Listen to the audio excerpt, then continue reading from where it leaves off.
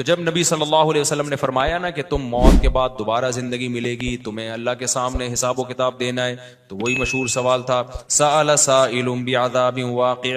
اللہ فرماتے ہیں یہ لوگ آپ سے پوچھتے ہیں وہ کب واقع ہوگا، جو عذاب واقع ہونے والا ہے اس کے بارے میں ایک سائل نے پوچھا. اللہ فرماتے ہیں واقع کب ہوگا یہ تو میں نہیں بتاؤں گا، میرا اصول ہی نہیں ہے کہ میں قیامت کا علم بتا دوں، لیکن اتنی بات ہے للکافرین لیس لہ دافع. جو بھی اللہ کا منکر ہے، اللہ کو نہیں مانتا، اللہ کے حکام کو فالو نہیں کرتا، جب وہ عذاب آئے گا تو دنیا کی کوئی طاقت اس عذاب سے ان کو بچا نہیں سکے گی. تعرج الملائکۃ والروح الیہ فی یوم کان مقدارہ 50,000 سنہ، 50,000 سال کا ایک دن ہوگا. کہیں 1,000 سال اللہ نے ذکر کیا میدان حشر کے بارے میں، کہیں 50,000 سال. تو علماء نے بیان کیا یہ لوگوں کے حالات کے حساب سے ہوگا. یہ ٹائم کے جو یونٹ ہے نا یہ ہر ایک کے حق میں مختلف ہوتے ہیں. دیکھو جب ہم پیدا ہوئے تو ہم کائنات کو بننے کے اربوں سال کے بعد پیدا ہوئے ہوں گے نا، تو کیا ہمیں انتظار کرنا پڑا؟ بولو نا کیا ہو گیا؟ اگر ہمیں اللہ انتظار کرواتا ابھی تم عالم ارواح میں ہو 1 ارب سال کے بعد تمہارا نمبر آئے گا، تو میں تو بوریت سے مر چکا ہوتا. کیا خیال ہے بھائی؟ جہاں فلائٹ 1 گھنٹہ لیٹ ہو جائے انتظار میں آدمی ٹینشن میں چلا جاتا ہے، لیکن ہم تو جب آئے تو ہمیں تو لگا کہ کائنات کی ابتدا آج سے ہو رہی ہے جب ہم نے ہوش سنبھالا. کیونکہ ہمارے وہ یونٹ جو تھے نا، جو وقت کی اکائیاں ہیں، وہ ہمارے حق میں اسٹارٹ ہی نہیں ہوئی تھی. تو اسی طرح مرنے کے بعد جو مردے کے لیے جو ٹائم کے یونٹ ہے نا وہ چینج ہوتے ہیں. ورنہ جو مردہ بیچارہ 20,000 سال پہلے دفن ہوا ہے وہ تو قبر میں کوئی عذاب نہ بھی ہو رہا، وہ تو پڑے پڑے ہی بور ہو گیا ہوگا کہ اللہ قیامت لے آ، میں تو ٹینشن میں آ گیا ہوں، 20,000 سال ہو گئے مجھے. تو اس کو تو ایسا نہیں لگے گا کہ 20,000 سال ہو گئے. وہ جب دوبارہ اس کو اللہ تعالیٰ اٹھائیں گے تو نیک لوگوں کو تو لگے گا ابھی ہم سوئے تھے اور ابھی ہمیں کسی نے آ کے اٹھا دیے. جیسے گہری نیند میں جب انسان سوتا ہے کئی گھنٹے بعض دفعہ سوتا ہے، کوئی آ کے اٹھائے تو اس کو لگے گا یار ابھی تو میں سویا تھا، ابھی آپ نے اٹھا دیا ہمیں. تو سوتے ہوئے آدمی کے ٹائم کے یونٹ الگ ہوتے ہیں، مرنے کے بعد کے ٹائم کے یونٹ الگ ہوتے ہیں، عالم ارواح کے الگ تھے. اور بعض تو یہ بھی میں نے سنا ہے کہ دوسرے سیارے پہ آپ چلے جائیں نا زمین کے علاوہ تو وہاں بھی ٹائم کے یونٹ چینج ہو جائیں گے. تو اسی طرح آخرت کے ٹائم کے یونٹ بالکل الگ ہے. ایک دن 50,000 سال کی، دنیا کا جو 50,000 سال ہے نا وہ وہاں کا ایک دن ہوگا. کسی کے حق میں 1,000 سال، کسی کے حق میں 50,000 سال. یہ وہ ہے جب حساب و کتاب جس میں ہوگا تو اللہ نافرمانوں کو عذاب سے پہلے نا حساب و کتاب کا عذاب دیں گے. اللہ ہم سب کو اس عذاب سے محفوظ رکھے. جس کو قرآن نے ایک جگہ بیان کیا یجعل الولدان شیبا، وہ ایسا دن جو بچوں کو بوڑھا کر دے. ایسا دن یفر المرء من اخیہ، انسان اپنے بھائی سے دور بھاگے. اس لیے بڑے بڑے اللہ والے وہ جہنم سے زیادہ پناہ مانگا کرتے تھے میدان حشر کی سختیوں سے. جہنم تو اس سے زیادہ سخت ہے، لیکن وہ میدان حشر کوئی کم چیز نہیں ہے، وہ کوئی کم عذاب نہیں ہے. تو اللہ فرماتے ہیں کہ 50,000 سال کے برابر ایک دن ہوگا. فاصبر صبرا جمیلا انہم یرونہ بعیدا. جب مشرک بار بار کہتے بھائی چھوڑو ابھی لے آؤ نا ابھی لے آؤ، تو نبی صلی اللہ علیہ وسلم کو پریشانی ہوتی کہ بھئی اللہ وقت بتاتا کیوں نہیں ہے، بتا دے تاکہ میری جان چھوڑیں یہ لوگ. تو اللہ نے پیغمبر صلی اللہ علیہ وسلم کو تسلی دی فاصبر صبرا جمیلا، اے نبی آپ صبر جمیل کریں. صبر جمیل وہ صبر ہے جس میں ذرا بھی شکایت نہ ہو. انہم یرونہ بعیدا، اے نبی یہ لوگ سمجھتے ہیں اس کے آنے میں بہت ٹائم ہے، لاکھوں کروڑوں سال ہیں. ونراہ قریبا، جبکہ ہم دیکھ رہے ہیں بس آنے والی ہے. کیوں؟ جب آپ مر گئے نا، ابھی دیکھو ہو سکتا ہے 1,000 سال باقی ہوں قیامت آنے میں، ہو سکتا ہے 20,000 سال باقی ہوں، لیکن ہمارے مرنے کے بعد ہمیں نہیں لگے گا 20,000 سال. ہمیں تو ایسا لگے گا ابھی ہم مرے تھے اور اتنی جلدی اللہ نے قیامت قائم کر لی. تو ہمیں تو اپنی موت کے حساب سے چلنا ہے بھائی. ہمیں کیا پتا کہ ہمیں کیا کرنا ہے اس سے کہ 50,000 سال بعد قیامت آئے یا 1 کروڑ سال بعد آئے. جب ہم مر گئے تو ہماری قیامت واقع ہو گئی ہے، ٹائم کے یونٹ ہمارے حق میں چینج ہو جائیں گے. تو اس لیے اللہ کہتے ہیں انہم یرونہ بعیدا، اے نبی یہ سمجھتے ہیں بہت بعد میں آئے گی قیامت. ونراہ قریبا، ہم تو دیکھ رہے ہیں کب ہے، بالکل قریب ہے، زیادہ ٹائم نہیں ہے. یوم تکون السماء کالمہل، اللہ فرماتے ہیں جس دن آسمان تیل کی تلچھٹ کی طرح ہو جائے گا، ایسے پگھل جائے گا آسمان. اتنی بڑی تباہی آنے والی ہے اس کائنات پہ. حدیث میں آتا ہے رسول اللہ صلی اللہ علیہ وسلم نے ارشاد فرمایا کہ جب جنتی جنت میں چلے جائیں گے اور اہل جہنم جہنم کی آگ میں چلے جائیں گے، اللہ ہم سب کو بچائے، تو جو جنتیوں کے جو ریلیٹیوز ہوں گے، چاہے وہ رشتہ داری کا تعلق ہو، دوستی یاری کا تعلق ہو، ان جنتیوں کو اپنے وہ جو دوست احباب ہے نا، جب وہ دیکھیں گے کہ جنت میں وہ مارکیٹ سے کیا ہیں، شارٹ ہیں. دنیا میں تو ملا، پہلے تو ان کو اپنی فکر ہوگی کہ ہم کسی طرح جنت میں چلے جائیں. شروع میں تو حالت یہ ہوگی یوم یفر المرء من اخیہ وامہ وابیہ وصاحبتہ وبنیہ، وہ دن جس دن انسان اپنے باپ سے دور بھاگے گا، اپنی ماں سے دور بھاگے گا.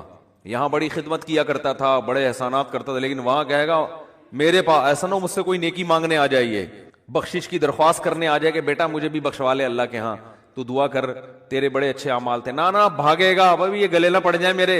اللہ کہے گا تو خود ہی تیرے لیے مشکل ہو رہی ہے، تو ایک اور بوجھ ہمارے ہم جو ہے نا ایک اور بوجھ تو ڈال رہا ہے اپنے اوپر، ایک اور بوجھ لے رہا ہے.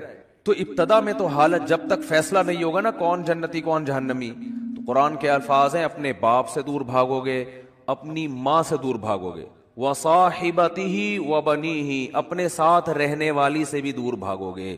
اللہ نے یہ نہیں کہا بیوی سے دور بھاگو گے، بیوی کے لیے زوجہ کا لفظ استعمال ہوتا ہے، یہ اصطلاح استعمال نہیں کی.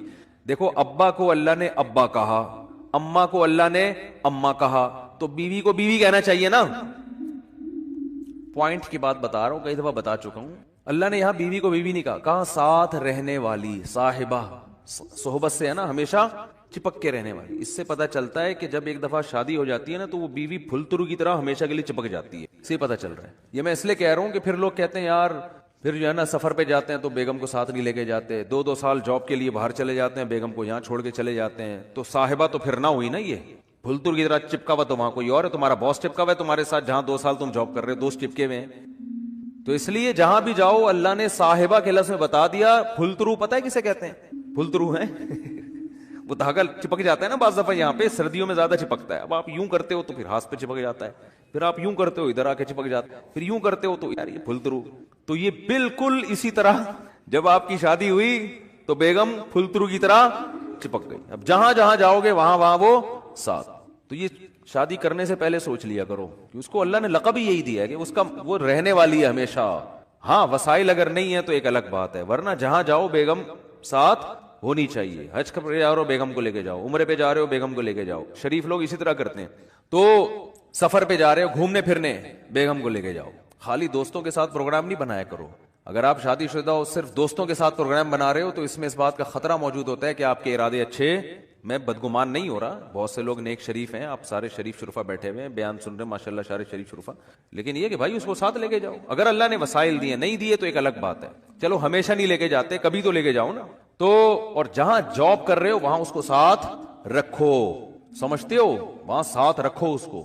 تو اللہ نے فرمایا جس کے ساتھ ہمیشہ رہا کرتے تھے اس سے بھی آج دور بھاگو گے. بولو گے بھائی مفتی صاحب کا بیان دنیا کے لیے تھا، بیگم یہاں میرے قریب نہ ٹھیک ہے نا، یہاں نہ، اللہ کا واسطہ بخش دے یہاں پہ.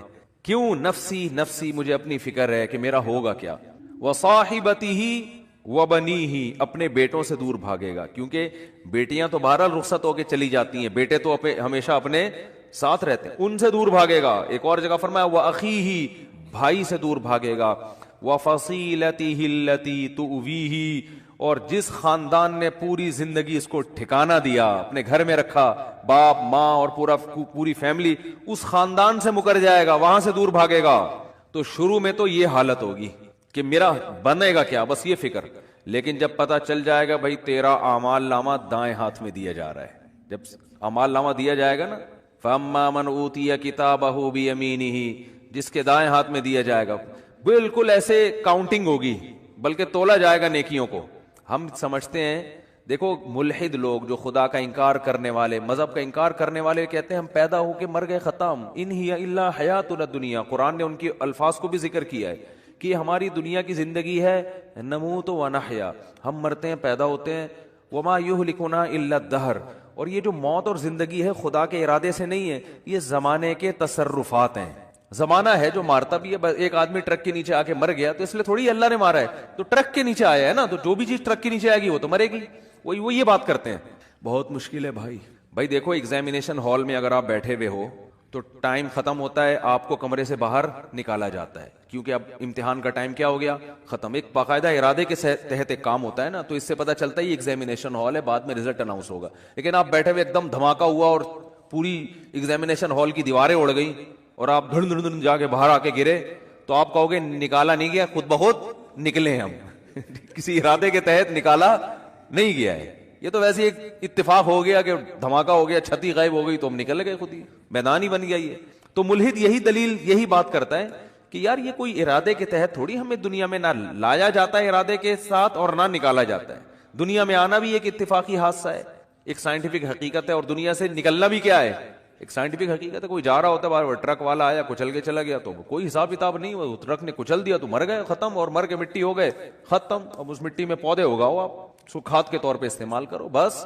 تو یہ بات ہمیشہ سے ملحد لوگ کہا کرتے تھے, ان ہی الا حیاتنا الدنیا, یہ صرف ایک دنیا کی زندگی ہے, اس کے بعد کوئی زندگی دوبارہ نہیں ہے. نموت و نحیا, یہاں اتفاق سے پیدا ہو رہے ہیں اور اتفاق سے ختم ہو رہے ہیں. وما یہلکنا الا الدہر, زمانہ ہمیں مارتا ہے. کوئی کرنٹ سے مر گیا تو اللہ نے تھوڑی مارا ہے, وہ کہتے ہیں تو کئی ایسی والوں کی غفلت ہے.